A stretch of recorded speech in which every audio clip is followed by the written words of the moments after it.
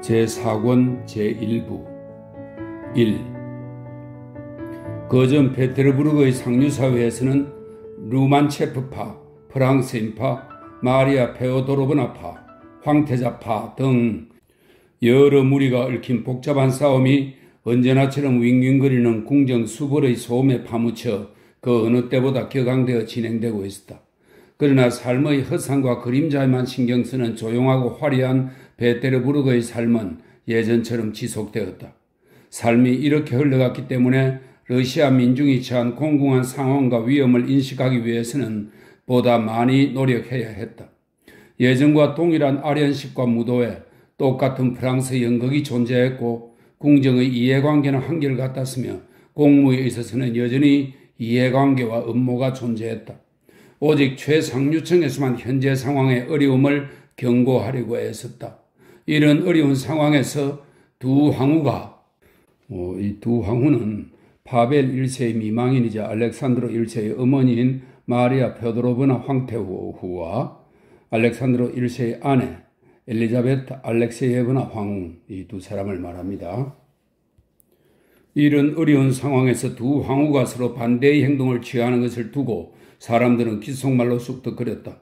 자신이 후원하는 자선단체와 교육기관의 복지에 신경 쓰고 있던 마리아 페오도로브나 황태후는 이 모든 시설을 카잔으로 옮기라고 명령했고, 따라서 이 단체들에 속한 물건들은 이미 이삿짐으로 포장된 상태였다.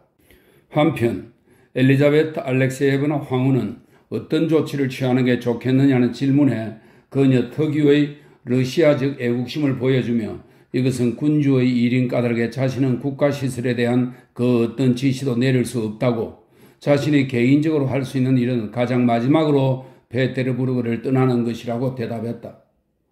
보르디노 전투가 있던 8월 26일 바로 그날에 안나 파블로브나의 집에서 야회가 열렸다. 이 야회에서는 중요한 행사로 성 세르기 이콘을 군주에게 보낼 때 대주교가 쓴 서한을 낭독해야 했다. 이 서한은 애국적이고 종교적인 달변의 전형으로 여겨졌다. 낭독을 잘하기로 유명한 바실리 공작이 서한을 읽기로 되어 있었다. 그는 황후 앞에서도 낭독하곤 했다. 사람들이 생각하는 낭독의 기술이란 필사적으로 울부짖고 부드럽게 속삭이는 가운데 그 의미와 전혀 무관한 말들을 노래하듯 쏟아내는 것이었고, 따라서 어떤 단어를 울부짖듯 말하고 다른 단어를 속삭이듯 말하는 것은 전적으로 우연한 것이었다. 안나 파블로브나의 모든 야회가 그러하듯 낭독은 정치적 의미를 띠었다. 이 야회에 꼭 참석할 예정이었던 몇몇 고위층 인사들은 프랑스 극장에 드나드는 것을 부끄럽게 여기고 애국적인 분위기에 고무되어야만 하는 이들이었다. 이미 꽤 많은 사람들이 모였지만 안나 파블로브나는 응접실에서 그 자리에 와야 할 사람들이 아직 오지 않은 것을 보고는 낭독을 계속 미루면서 공통의 대화를 주도했다. 그날 페테르부르크에 퍼진 이 새 소식은 베조오바 백작 부인의 병에 관한 것이었다. 며칠 전 백작 부인은 갑자기 병에 걸려 그녀가 참석하여 자리를 빛낼 몇몇 모임에 불참했고, 어느 누구도 맞이하지 않으면서 평소 그녀를 치료했던 페테르부르크의 유명한 의사들 대신 새롭고 특이한 방법으로 그녀를 치료하는 이탈리아 의사에 의지하고 있다는 소문이 들려왔다. 매력적인 백작 부인의 병이 두 남자와 동시에 결혼하지 못해 생긴 것이고 이탈리아 의사의 치료라는 것이 이 불편한 문제를 해결하는 것이라는 사실은 모두가 잘 알고 있었다. 그러나 안나 파블로브나의 면전에서는 그 누구도 이에 대해 감히 생각도 못하는 것처럼 행동했을 뿐 아니라 심지어 이 사실을 모르는 것처럼 처신했다. 가이움 백작 부인의 상태가 매우 안 좋다고 하네요. 의사 말로는 협심증이래요. 협심증이라고요? 그건 무서운 병이잖아요. 두 경쟁자가 그 병 덕분에 화해를 했다네요. 협심증이라는 단어는 매우 만족스럽게 여러 번 반복되었다. 노 백작의 모습이 무척 감동적이었다더군요. 의사가 위험한 상황이라고 말했을 때 어린아이처럼 울었대요. 만약 그렇다면 엄청난 손실이에요. 아주 매력적인 여성이니까요. 가여운 백작 부인에 대해 말하고 있군요. 안나 파블로브나가 다가오며 말했다. 백작 부인의 건강 상태를 알아보려고 사람을 보냈어요. 그 사람이 말하길 백작 부인의 병세가 조금 호전되었다네요. 틀림없이 그녀는 세상에서 가장 매력적인 여성이죠. 안나 파블로브나는 자신의 열광적인 말에 웃음 지으며 말했다. 우리는 비록 다른 파에 속해 있지만 이 사실이 저로 하여금 그녀의 공로를 존경하는 것을 막진 않아요. 그녀는 정말 불행해요. 안나 파블로브나는 이렇게 덧붙였다. 한 경솔한 청년이 안나 파블로브나의 이런 말로 백작 부인의 병을 둘러싼 비밀의 장막을 살짝 걷어 올렸다고 생각하여 백작 부인이 유명한 의사들을 부르지 않고 위험한 약을 처방할 수도 있는 사기꾼의 치료를 받는다는 것에 놀라움을 표했다. 당신이 들은 소문이 저희 것보다 더 믿을 만한 것일 수도 있겠죠. 안나 파블로브나가 갑자기 미숙한 청년을 매섭게 대받아쳤다. 하지만 제가 괜찮은 출처를 통해 알아낸 바에 의하면 그 의사는 매우 박학다식하고 노련한 사람이에요. 그는 스페인 왕비의 시일합니다. 이렇게 청년을 혼쭐 내고 나서 안나 파블로브나는 다른 무리 가운데에서 얼굴을 찡그리고 있다가 경구를 말하기 위해 얼굴을 피우고 있던 오스트리아인에 대해 이야기하고 있는 빌리빈을 돌아보았다. 난 그것이 훌륭하다고 생각합니다. 그는 페트로폴의 영웅, 페트로폴은 프랑스어로 페트로폴은 페테르부르크에 위치한 페테르 파블롭스크 요새를 가리킵니다. 그는 페트로폴의 영웅 비트겐슈테인이 페테르부르크에서는 그를 이렇게 불렀다고 합니다. 비트겐슈테인이 탈취한 오스트리아 군기와 함께 비인으로 발송된 외교 문서에 대해 말하고 있는 중이었다. 어떤 것이었나요? 안나 파블로브나는 그녀가 이미 알고 있던 경구를 사람들이 들을 수 있도록 침묵을 유도하면서 그에게 질문했다. 그러자 빌리빈은 자신이 작성한 외교 공문의 문구들을 있는 그대로 반복하여 말했다. 황제는 정도에서 벗어나 길을 잃은 우방의 군기를 발견했음에 이 오스트리아 군기를 보내는 바이다. 빌리빈이 찌푸렸던 얼굴을 펴며 말을 끝냈다. 멋지군요. 멋집니다. 바실리 공작이 말했다. 아마도 그곳은 바르샤바 가도였을 겁니다. 이폴리트 공작이 갑자기 큰 소리로 말했다. 모든 이들이 그가 도대체 무슨 말을 하고 싶어 하는지 이해하지 못하여 그를 쳐다보았다. 이폴리트 공작도 유쾌하게 놀란 표정으로 자기 주변을 둘러보았다. 그 역시 다른 사람들과 마찬가지로 자신이 무슨 의미로 그런 말을 했는지 몰랐다. 그는 외교 업무에 종사하는 동안 이렇듯 뜬금없이 꺼낸 말이 매우 기지 있게 들릴 수도 있다는 사실을 여러 번 목도했고, 그래서 어떤 경우든 간에 혀에서 맴도는 첫 번째 말들을 그대로 내뱉었다. 아마 반응이 꽤 좋을 거야. 그는 생각했다. 그렇지 않더라도 저기 있는 사람들이 정리해 줄 거야.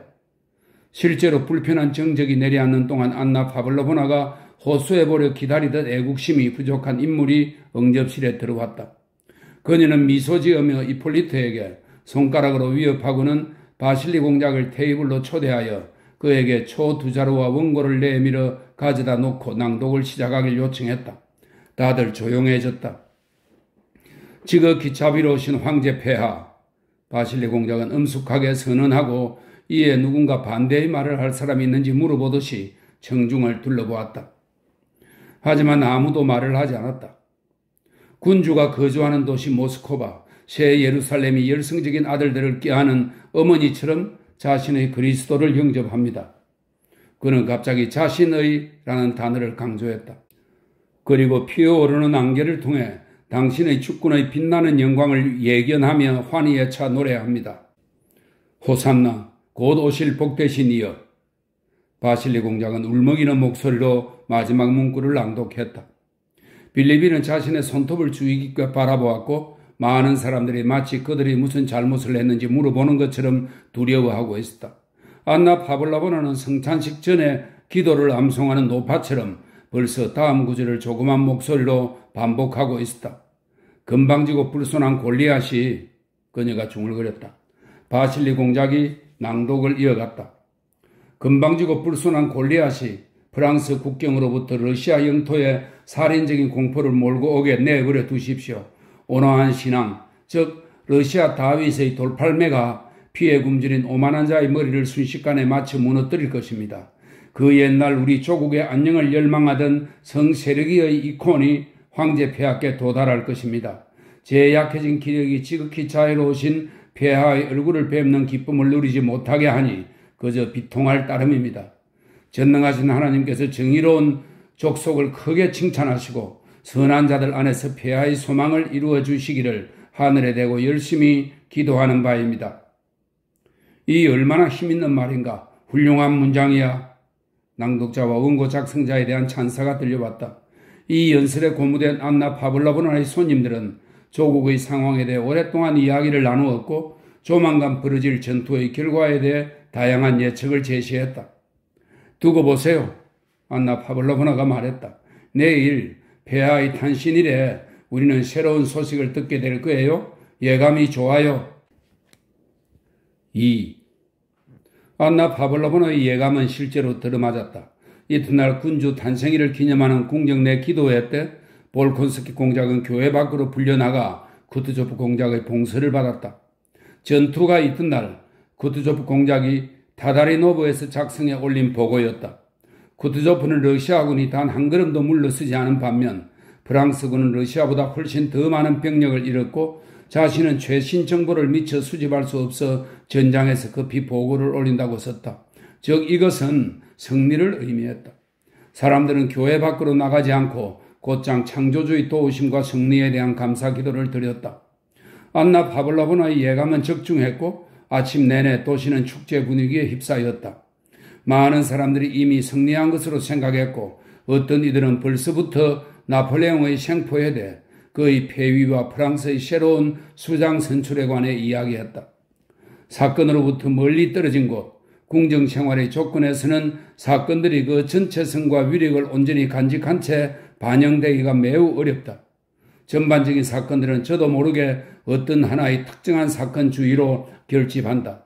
따라서 이때 궁정 사람들은 러시아가 승리했다는 사실보다는 바로 군주의 탄생일에 성전보가 도착했다는 것에 크게 기뻐했다. 이는 마치 성공적인 깜짝 선물 같은 것이었다. 쿠투조프가 보낸 소식에는 러시아군의 손실에 관한 언급이 있었고 그 중에는 투치고프, 바그라티온, 쿠타이소프의 이름이 있었다. 여기 페테르부르크라는 세계에서는 사건의 슬픈 측면 역시 자동적으로 쿠타이소프의 죽음이라는 한 가지 사건 주변으로 집중되었다. 이 쿠타이소프는 제1포병대를 지휘한 장군으로 보로디노 전투에서 전사한 인물입니다. 쿠타이소프의 죽음이라는 한 가지 사건 주변으로 집중되었다.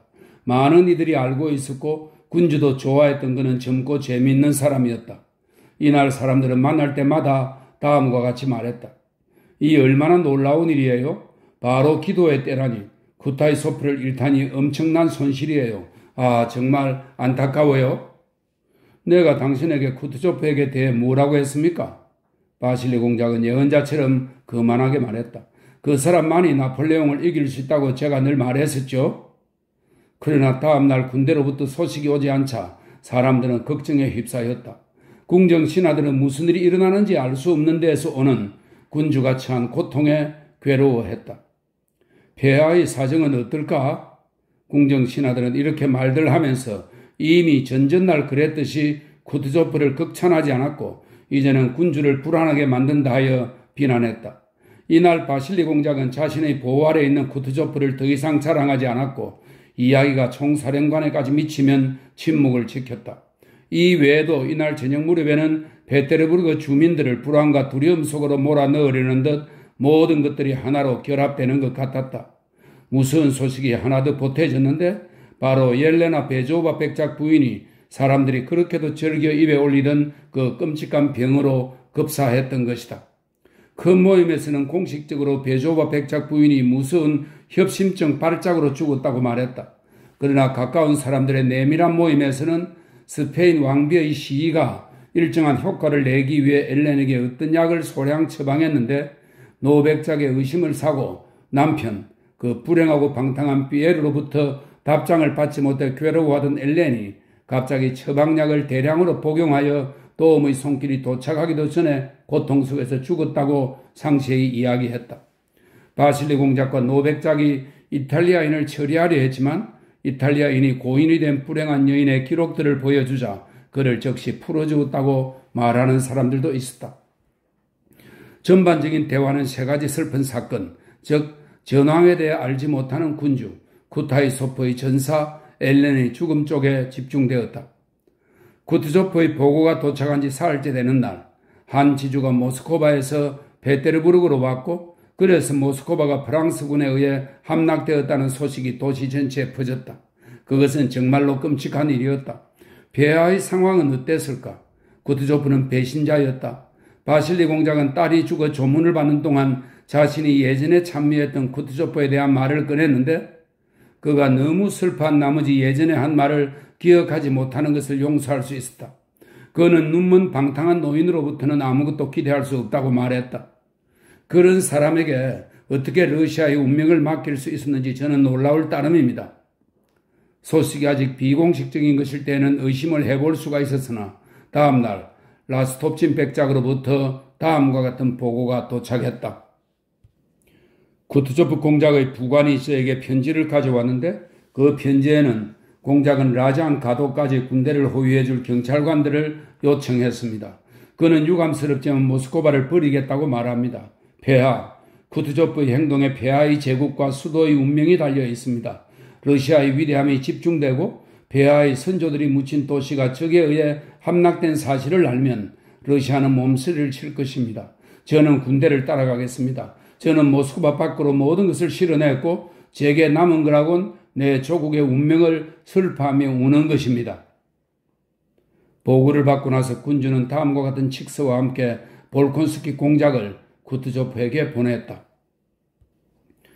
미하일 일라리오노비치 공작, 나는 8월 29일부터 당신으로부터 어떤 보고도 받지 못했어. 그런데 9월 1일 나는 야로슬라브를 거쳐 모스크바 총사령관으로부터 당신이 군대와 함께 모스크바를 버리기로 결정했다는 비참한 보고를 받았소. 당신은 그 소식이 나에게 어떤 충격을 주었는지 상상도 못할 것이고 또 당신의 침묵이 나를 더욱 놀라게 하고 있어. 군대의 상황과 그대가 그처럼 비참한 결정을 내리게 된 이유를 당신으로부터 직접 듣고 싶기에 이 칙서와 함께 시종 무관장인 볼콘스키 공작을 보내는 바요. 3. 모스크바를 포기한 지 9일째 되는 날 쿠투조프가 보낸 전령이 모스크바 포기에 관한 공식 소식을 가지고 페테르부르크에 도착했다. 전령은 러시아를 모르는 프랑스인 미쇼였는데 스스로는 자신에 대해서 비록 외국인이지만 영혼 깊숙한 곳에서는 진짜 러시아인이라고 말했다. 군주는 곧바로 칸멘지 오스트로프 궁전에 있는 자신의 집무실에서 전령을 맞이했다. 전쟁 전까지만 해도 모스크바를 본 적도 없고 러시아어도 몰랐지만 미쇼는 그 불길이 그의 길을 비추었던 모스크바 화재에 대한 소식을 가지고 지극히 인자한 우리의 통치자 앞에 섰을 때 어쨌든 깊이 감동했다. 미쇼의 슬픔의 근원은 러시아인들의 슬픔이 흘러나온 근원과 분명 달랐을 것인데 그러나 군주의 집무실로 안내되어 들어갔을 때 미쇼가 너무도 슬픈 얼굴을 하고 있어서 군주는 즉시 그에게 물었다. 어떤 소식을 가져왔소? 좋지 않은 소식이요 대령? 매우 안 좋은 소식입니다, 폐하. 미쇼가 눈을 내리깔고 한숨을 내쉬며 대답했다. 모스크바를 버렸습니다. 정말로 나의 고도를 전투도 치르지 않고 넘겼단 말인가? 갑자기 얼굴을 붉히며 군주는 빠르게 물었다. 미쇼는 쿠투조프가 전하라고 명령한 것을 그대로 공손히 보고했다. 모스크바 근처에서 싸우는 것은 불가능했고 모스크바와 군대를 잃거나 혹은 모스크바 하나만 잃거나 한 가지 선택만 남았기 때문에 원수는 후자를 선택해야만 했다는 것이다. 군주는 미쇼를 쳐다보지 않고 침묵한 채 그의 말을 들었다.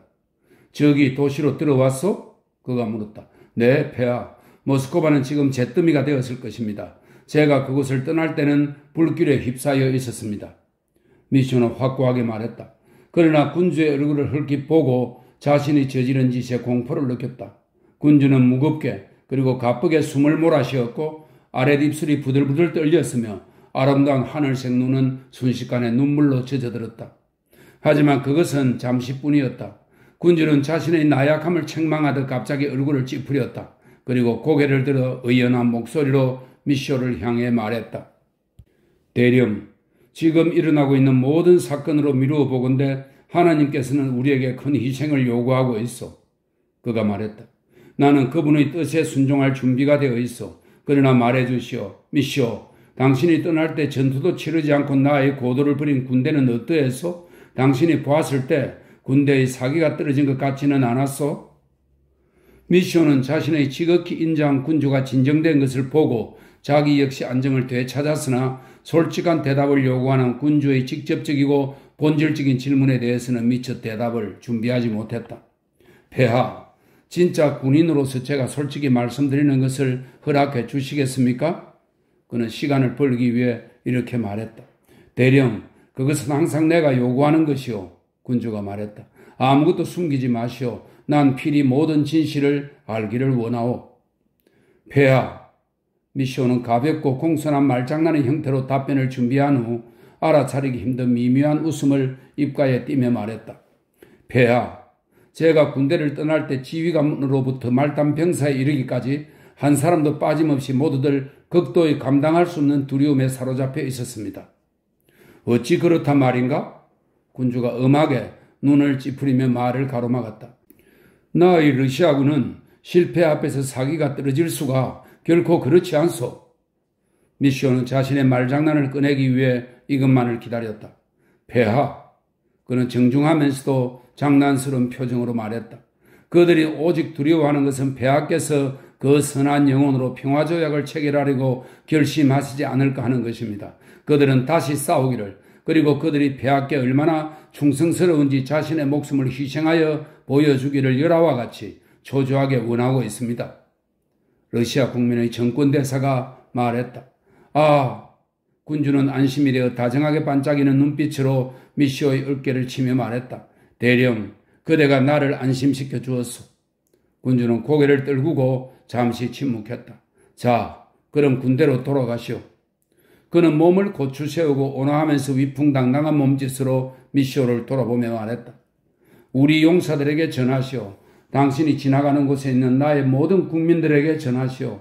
내게 더 이상 단 한 명의 병사들도 남지 않게 되면 그때는 내가 직접 나의 사랑하는 귀족들과 선량한 농민들의 선두에 서서 국가의 마지막 수단까지 다 소모할 것이라고. 그 수단은 적들이 생각하는 것보다 더 많다고 전해 주시오. 군주는 점점 더 고무되어 말했다. 그러나 만약 신의 예언이 우리 왕조가 더 이상 선조들의 옥좌에서 통치하지 못하도록 예정되었다면 그는 감정으로 빛나는 자신의 아름답고 온화한 눈을 들어 하늘을 바라본 다음 말을 이어나갔다. 내 손에 있는 모든 수단을 다 쓰고 나면 그때 나의 조국과 나의 선량한 국민들이 치욕을 받는 것에 서명하기로 결정하노니 차라리 수염을 여기까지 기르고, 그는 손으로 가슴 중간 부분을 가리켰다. 나의 농민들 가운데 마지막까지 남은 자와 함께 감자 한 개를 먹으러 가겠소. 흥분한 목소리로 이런 말을 하고 나서 군주는 눈에 고인 눈물을 숨기길 원하는 듯 갑자기 돌아서서 집무실 안쪽 깊숙한 곳으로 걸어갔다. 그곳에 잠시 서 있다가 그는 큰 보폭으로 미쇼에게 되돌아와서 미쇼의 팔꿈치 아랫부분을 힘주어 잡았다. 군주의 아름답고 온화한 얼굴이 붉게 상기되고 눈은 결의와 분노의 빛으로 타올랐다. 미쇼 대령, 내가 여기서 당신에게 말한 것을 잊지 마시오. 아마도 언젠가 우리는 이 일을 기쁘게 회상할 수 있을 것이오. 나폴레옹이든 나든. 군주는 가슴에 손을 대며 말했다. 우리는 더 이상 함께 통치할 수 없소. 이제 그를 알았으니 그는 더 이상 나를 속일 수 없소. 그러고 나서 군주는 얼굴을 찌푸렸고 침묵했다. 그가 나중에 말했듯 군주의 말을 듣고 그 눈에서 굳은 결의의 표정을 읽은 미쇼는 비록 외국인이지만 영혼 깊숙한 곳에서는 러시아인으로서 이 엄숙한 순간에 자신이 들은 모든 것에 환희를 느꼈다. 그리고 자신의 감정뿐 아니라 자기가 그들의 정권 대표라고 생각한 러시아 민중의 감정까지도 다음과 같은 표현으로 묘사했다. 폐하, 그가 말했다. 폐하께서는 이 순간 국민의 영광과 유럽의 구원에 서명하셨습니다. 군주는 고개를 끄덕임으로써 미쇼를 놓아주었다. 4. 러시아 영토의 절반이 침략당하고 모스크바 주민들이 저 멀리 떨어진 현들로 피난을 가고 조국을 지키기 위해 의용군들이 연이어 일어서던 시절에 살지 않았던 우리는 당시 모든 러시아인들이 나이가 많든 적든 상관없이 오직 자신을 희생하여 조국을 구하고 조국의 몰락에 대해 슬퍼하는 것에 온 정신이 쏠려 있었을 거라고 무심코 생각한다. 그 시대에 관한 모든 이야기와 기록은 러시아인들의 자기 희생, 애국심, 비탄, 슬픔, 영웅적 행위에 대해서만 말하고 있으나 실제로는 그렇지 않았다.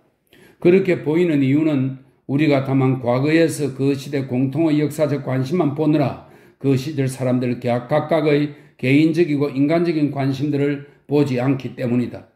그러나 실상은 개인적 관심에 가려 공통의 관심이 전혀 감지되지 않을, 심지어 전혀 눈에 띄지 않을 정도로 현재의 개인적 관심이 공통의 관심보다 훨씬 더 중요한 의미를 지닌다. 당시 대부분의 사람들이 사태의 전반적인 흐름에 전혀 주목하지 않은 채 그저 눈앞의 개인적인 관심을 따랐다. 그리고 그런 사람들이 바로 그 시대에 가장 이익이 되는 일꾼이었다. 사태의 전체적인 흐름을 이해하려고 애쓰거나 자기 희생과 영웅심의 발로에서 그 흐름에 참여하길 원했던 사람들은 사회의 가장 무익한 구성원이었다.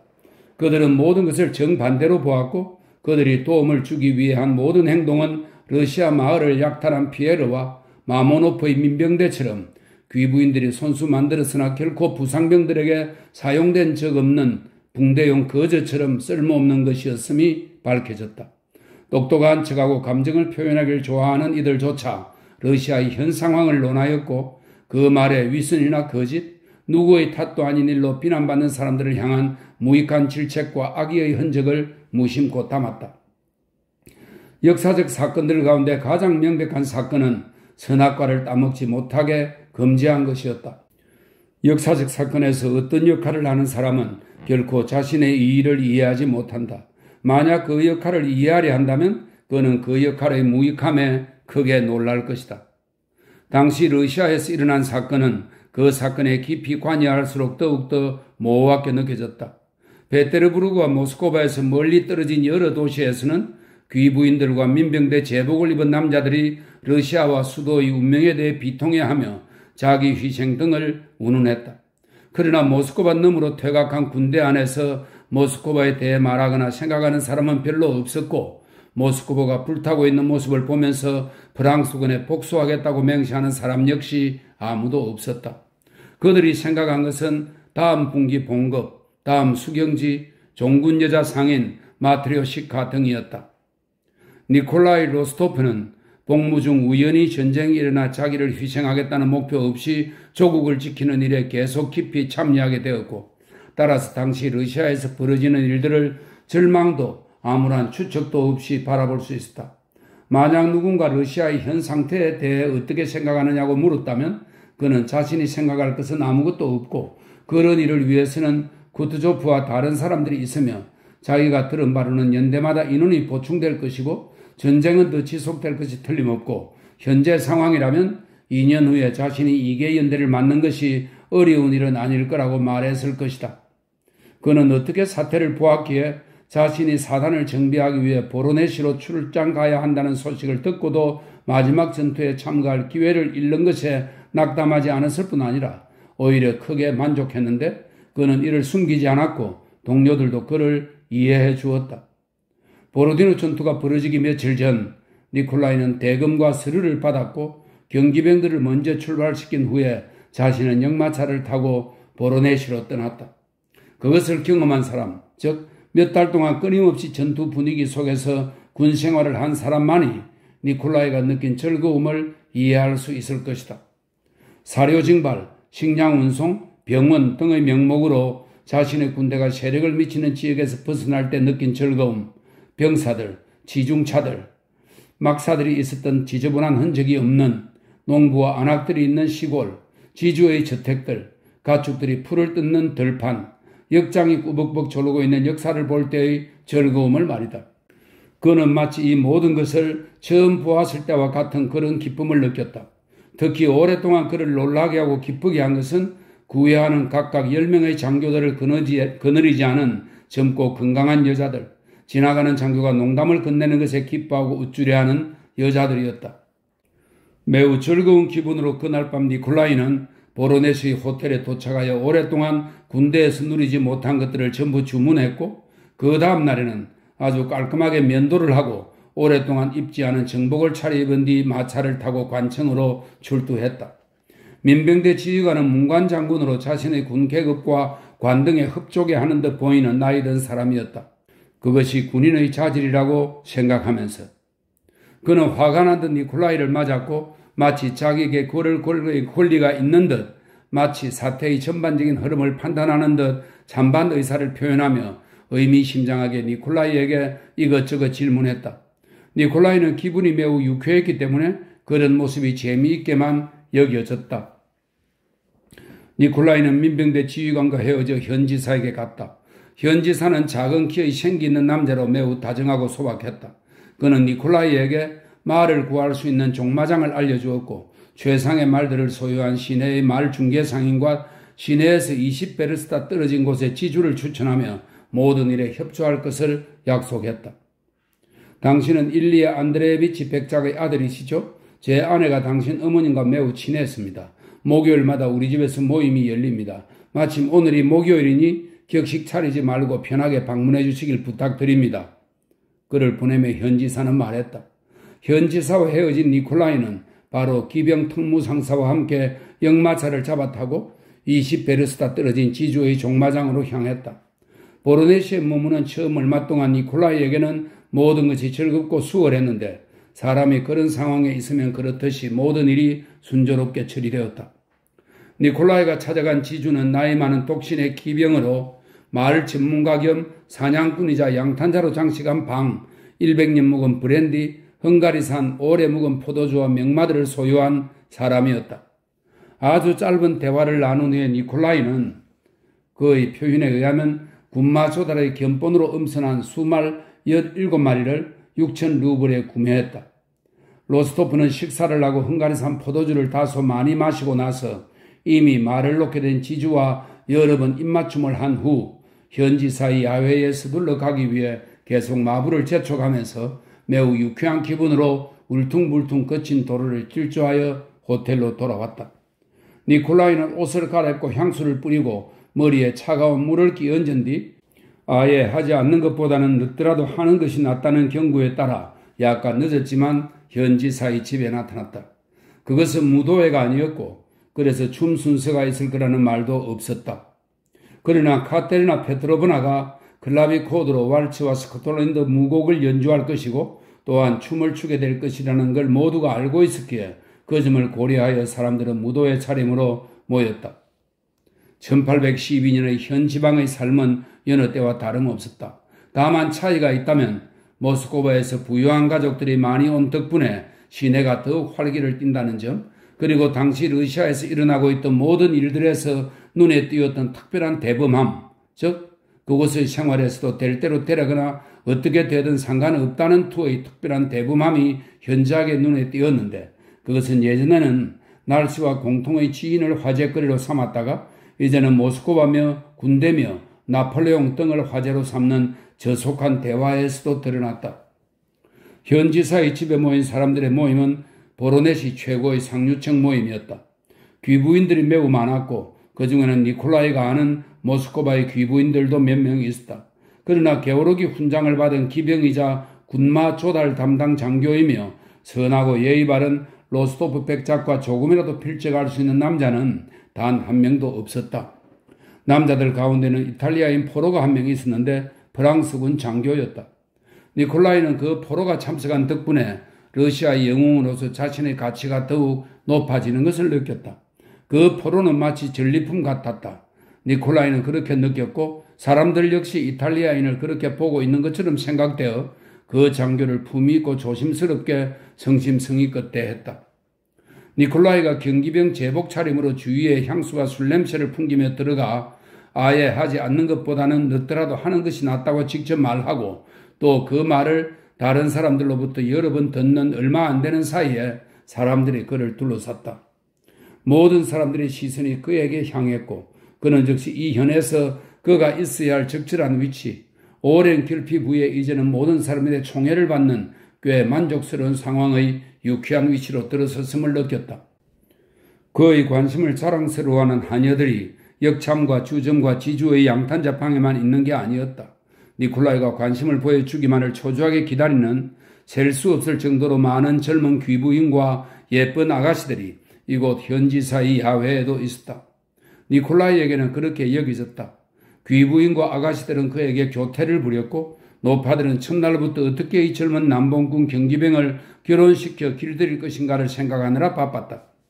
후자들 가운데에는 현지사의 아내도 있었는데 그녀는 로스토프를 가까운 친척처럼 받아들이면서 그를 니콜라, 너라는 호칭으로 불렀다. 카테리나 페트로브나가 정말로 왈츠와 스코틀랜드 춤곡을 연주하기 시작했고 그와 함께 춤도 시작되었다. 니콜라이는 능란한 춤 솜씨로 현의 사교계를 더욱더 사로잡았다. 심지어 그는 자신의 독특하고 개방적인 방식으로 춤을 추어 모든 이들을 놀라게 했다. 니콜라이는 모스크바에서 한 번도 그렇게 춤춘 적이 없었고 이렇게 개방적인 방식으로 춤춘 것을 봉쇄하고 무례한 태도로 여기기까지 했다. 하지만 이곳에서 그는 수도에서는 평범하게 받아들여지지만 지방에서는 아직 알려지지 않은 어떤 유별난 행동으로 모든 사람들을 놀라게 해줄 필요성을 느꼈다. 야외 내내 니콜라이는 어느 현 관리의 아내에게 하늘색 눈동자와 풍만한 몸매와 금발머리를 지닌 사랑스러운 여인에게 가장 관심을 쏟았다. 타인의 아내들이 자기를 위해 창조되었다는 마음이 들던 청년들의 순진한 믿음을 가진 로스토프는 그 귀부인 곁을 떠나지 않았으며 약간의 공모의식을 가지고 그녀의 남편과 친근하게 어울렸는데 이는 마치 말하지는 않을지라도 그들이 니콜라이와 그의 아내가 잘 어울린다는 사실을 다 알고 있다는 투였다. 그런데 남편은 그 확신에 동조하지 않은 듯 로스토프를 엄울하게 대하려고 노력했다. 그러나 니콜라이의 선량한 순진함은 끝이 없어서 남편은 때로 니콜라이의 유쾌한 기분에 자신도 모르게 굴복하곤 했다. 하지만 야회가 끝날 즈음 아내의 얼굴이 점점 더 붉어지고 생기를 띠임에 따라 남편의 얼굴은 더욱 슬프고 창백해졌는데 이는 마치 두 사람을 위한 생기의 할당량이 존재하여 아내의 분량이 증가하면 남편의 분량은 감소하는 것 같았다. 5. 니콜라이는 잇따라 미소를 지으면서 금발 여인의 얼굴 쪽으로 바싹 고개를 숙이고 신화에 나오는 찬사를 바치며 안락의자에 약간 구부정하게 앉아 있었다. 팽팽하게 당겨진 승마바지에 감싸인 두 다리의 위치를 민첩하게 바꾸고 주위에 향수 냄새를 풍기면서 자신의 귀부인과 팽팽한 사슴 가죽에 쌓인 자신의 멋진 다리 형태에 감탄하며 니콜라이는 금발 여인에게 이곳 보로네시에서 한 귀부인을 납치하고 싶다고 말했다. 도대체 어떤 귀부인을요? 아주 매혹적이고 아름다운 부인입니다. 그녀의 눈은 하늘색이고 니콜라이는 상대방을 바라보았다. 입은 산호와 같고 살결은 하얗고 그는 그녀의 어깨를 바라보았다. 몸매는 디아나 같고 남편이 그들에게 다가와 무슨 이야기를 하고 있는지 아내에게 우울하게 물었다. 아, 니키타 이바니치. 니콜라이가 정중하게 일어서며 그를 맞았다. 그리고 마치 니키타 이바니치가 자신의 농담에 함께 참여하길 바란다는 듯이 금발 여인을 납치하려는 자신의 의도를 그에게도 이야기하기 시작했다. 남편은 불쾌하게, 아내는 밝게 미소 지었다.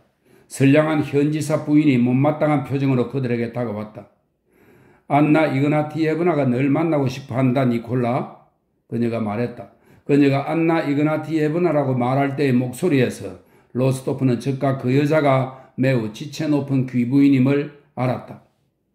같이 가자, 니콜라. 그런데 널 이런 호칭으로 불러도 되겠니? 아, 물론이죠, 아주머니. 그런데 그분이 누구시죠? 안나 이그나티예브나 말빈 체바야.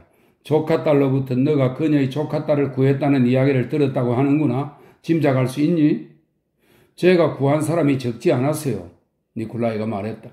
그 말을 한 조카딸은 볼콘스카야 공작 영애란다. 그녀는 여기 보로네시의 친척 아주머니 댁에 머물고 있어. 아니 이런 얼굴이 빨개졌네. 무슨 일이야 혹시? 당치도 않습니다. 그만하세요 아주머니. 그래 알았어. 너도 참. 현지사 부인은 그를 도시에서 가장 영향력 있는 사람들과 카드 놀이를 막 끝낸 챙없는 하늘색 모자를 쓴 키가 크고 매우 뚱뚱한 노부인에게 데려갔다. 그녀는 마리아 공작 영예의 외가 친척인 말빈 체바로 항상 보로네시에서 지내는 자식이 없는 부유한 미망인이었다. 로스토프가 다가갔을 때 그녀는 카드 놀이에서 잃은 돈을 지불하며 서 있었다. 그녀는 음숙하고 오만하게 눈을 찡그리며 그를 힐끔 쳐다보고는 자기 돈을 딴 장군에 대해 계속 험담을 했다. 정말 반가워요. 그녀가 그에게 한 손을 내밀며 말했다. 우리 집에 부디 와주어요. 그만한 노파는 마리아 공작 영애와 그녀 자신이 좋아하지 않았음에 분명한 고인이 된 그녀의 아버지에 대해 잠시 이야기하고 역시 그녀로부터 호의를 얻지 못한 것처럼 보이는 안드레의 공작에 대해 니콜라이가 아는 바를 이것저것 물은 후에야 자기 집을 방문해달라는 말을 다시 한번 되풀이하고는 그를 놓아주었다. 니콜라이는 약속을 했고 말빈 체바와 작별할 때 또다시 얼굴을 붉혔다. 마리아 공작 영애를 떠올릴 때면 로스토프는 스스로도 이해할 수 없는 부끄러운 감정, 심지어 두려움마저 느꼈다. 로스토프는 말빈 체바 곁을 떠나 사람들이 춤추는 곳으로 돌아가길 원했으나 자그마한 현지사 부인이 니콜라이의 소매에 통통하게 살찐 작은 손을 얹고 꼭 해야 할 이야기가 있다며 그를 소파 방으로 데려갔다. 방에 있던 사람들은 현지사 부인을 방해하지 않으려고 즉시 나갔다. 얘야, 알겠니? 현지사 부인은 선한 얼굴에 진지한 표정을 지으며 말했다. 그 사람이 바로 너의 천생 배필이야. 너가 원한다면 내가 중매를 설까? 누구 말인가요, 아주머니? 니콜라이가 물었다. 영애에게 내가 중매를 설게. 카테리나 페트로브나는 릴리를 꼽지만 내 생각에 그녀는 아니야. 난 공작 영애 쪽이야. 어떠니? 난 너희 엄마도 고마워할 거라고 확신해. 정말 좋은 아가씨이고 매력적이야. 게다가 그리 못생긴 편도 아니야. 못생긴 건 전혀 아니죠. 니콜라이는 마치 모욕이라도 당한 듯 말했다. 아주머니, 전 군인이 따라야 할 것을 쫓아 초대받지 않은 곳에는 결코 가지 않고 그 어떤 것도 사양하지 않습니다. 로스토프는 자신이 말한 말을 미처 생각지도 않고 이렇게 말했다. 그럼 잘 기억해 두렴. 이건 농담이 아니니까. 농담이라니요. 그래. 현지사 부인이 혼잣말 하듯 말했다. 한 가지 더 있다 얘야. 넌 저 금발 여자를 지나치게 따라다녀. 남편이 불쌍할 정도야? 아닙니다. 그 사람과 저는 친구예요. 니콜라이는 진심으로 솔직하게 말했다. 그는 자신의 그런 심심풀이가 다른 누군가에게는 즐겁지 않을 수 있다는 사실을 생각조차 할 수 없었다. 하지만 어째서 현지사 부인에게 그런 어리석은 말을 했을까? 밤참을 먹으면서 니콜라이는 갑자기 그런 생각이 들었다. 부인은 틀림없이 중매를 쓸 거야. 그럼 소냐는? 그 후 니콜라이가 작별 인사를 나누려고 할 때 현지사 부인은 미소를 지으며 다시 한번 그에게 말했다. 그럼 잘 기억하렴. 그는 그녀를 옆으로 데리고 갔다. 그런데 아주머니, 솔직히 말씀드릴 게 있습니다. 뭔데? 무슨 일인데 그러니? 얘야, 저기 가서 앉자.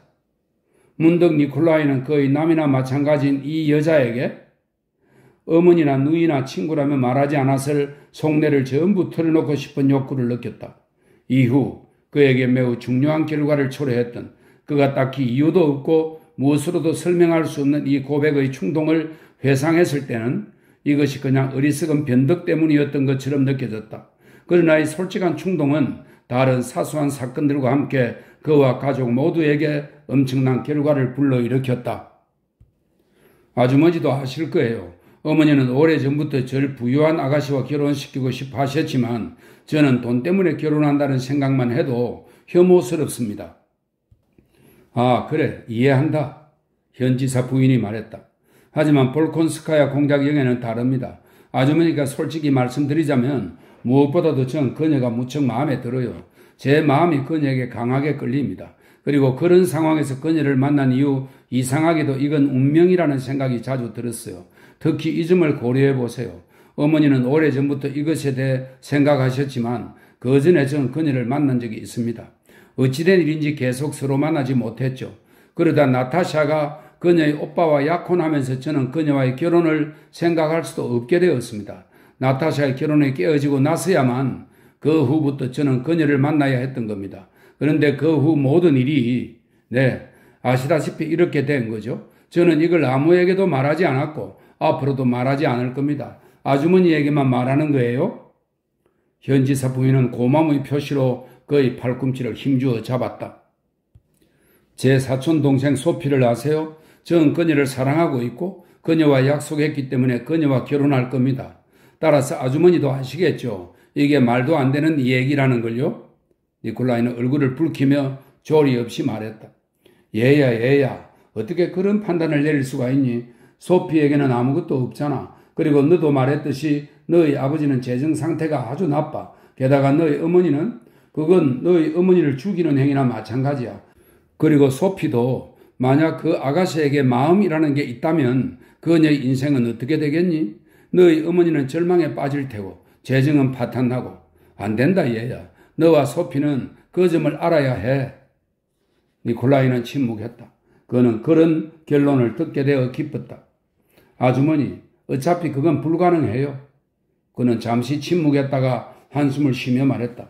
게다가 공작 형애가 저와 결혼할까요? 그녀는 지금 상중이잖아요. 그것에 대해 생각할 수는 있겠어요? 내가 늘 당장 결혼시킬 거라고 생각하는 거니? 모든 일에는 법도라는 게 있단다. 현 지사 부인이 말했다. 훌륭한 중매쟁이이시군요, 아주머니. 니콜라이는 그녀의 통통한 손에 입 맞추며 말했다.